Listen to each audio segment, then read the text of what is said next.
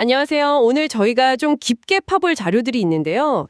이게 뭐냐면 하나는 ASIC이라는 특정 목적용 반도체 기술 설명이고요. 네. 다른 하나는 이 기술을 써서 저기 우주에서 바로 스마트폰으로 초고속 인터넷을 제공하겠다는 AST 스페이스 모바일이라는 회사의 아주 야심찬 계획입니다. 네, 이게 참 흥미로운 주제죠.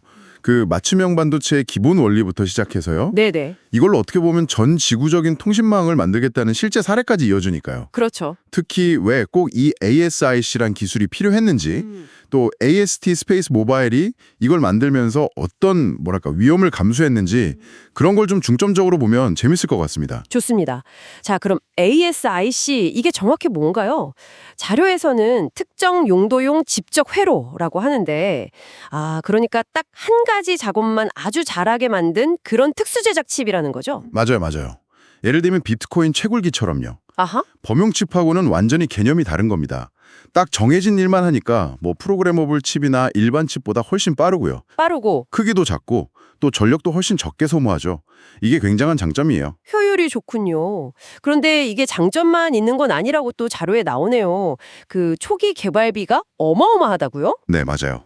설계에 만약 실패라도 하면 그 시간하고 비용 손실이 크다. 이게 좀 걸리는데요. 그렇죠. 그게 문제입니다. 특히 그 마스크 제작 비용 같은 초기 투자 비용이 워낙 커서 소량 생산은 개당 단가가 너무 비싸져요. 아, 그렇군요. 네. 그리고 설계 변경도 어렵고 제작 기간 자체도 꽤 길고요.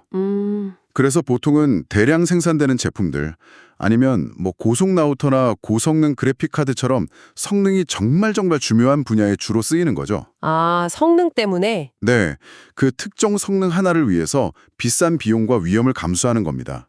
요즘에는 베릴라그나 VHDL 같은 하드웨어 기술 언어, HDL이라고 하죠. 네네, HDL. 네, 그런 걸 써서 설계 효율을 좀 높이려는 노력들을 하고 있습니다. 자, 그럼 이런 ASIC 기술이 실제로 어떻게 쓰이는지 그 AST 스페이스 모바일 사례를 좀 볼까요? 아니, 일반 스마트폰으로 우주에서 바로 인터넷을 쓰게 한다니 이거 정말 공상과학 같잖아요. 네네, 저도 처음엔 그랬어요. 근데 이 회사가 TSMC나 캐덴스 같은 반도체 업계 거물들이죠. 그렇죠. 이 회사들이랑 손잡고 AST5000이라는 자체 ASIC 칩을 만들고 있다고요? 네, 바로 이겁니다. 이게 ASIC의 장단점이 아주 극명하게 드러나는 사례인데요. 아, 어떤 면에서요? 일단 우주라는 아주 극한 환경에서 작동해야 하고요. 네. 그것도 아주 적은 전력으로.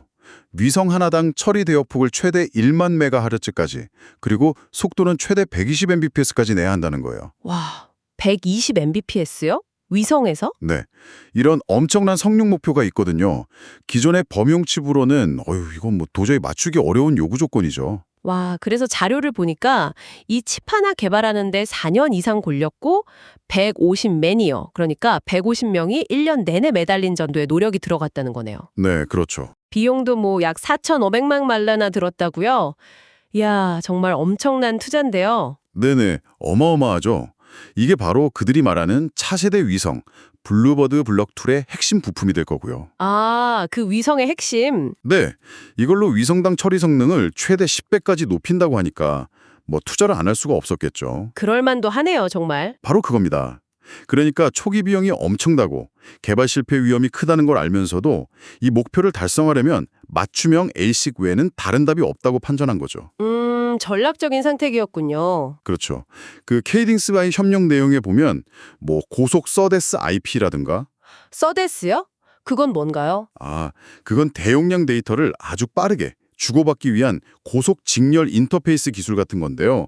그리고 펠라디움 에뮬레이션 플랫폼이라는 것도 쓰는데 이건 실제 칩을 만들기 전에 가상 환경에서 거의 완벽하게 테스트하는 아주 비싼 장비예요. 아하, 미리 시뮬레이션을 돌려보는 거군요. 네, 맞습니다.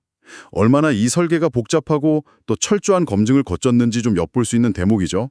이 정도 투자는 아마 전 세계 위성통신망 구축이라는 그들의 목표를 위해서는 꼭 필요했을 겁니다. 들어보니까 정리가 되네요.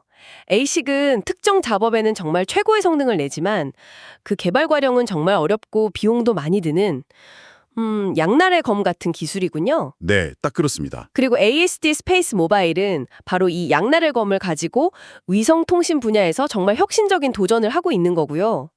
이걸 보면 와, 이런 첨단 기술 도약 뒤에는 정말 복잡한 엔지니어링 결정과 전략적인 판단이 숨어 있다는 게 느껴집니다. 맞아요.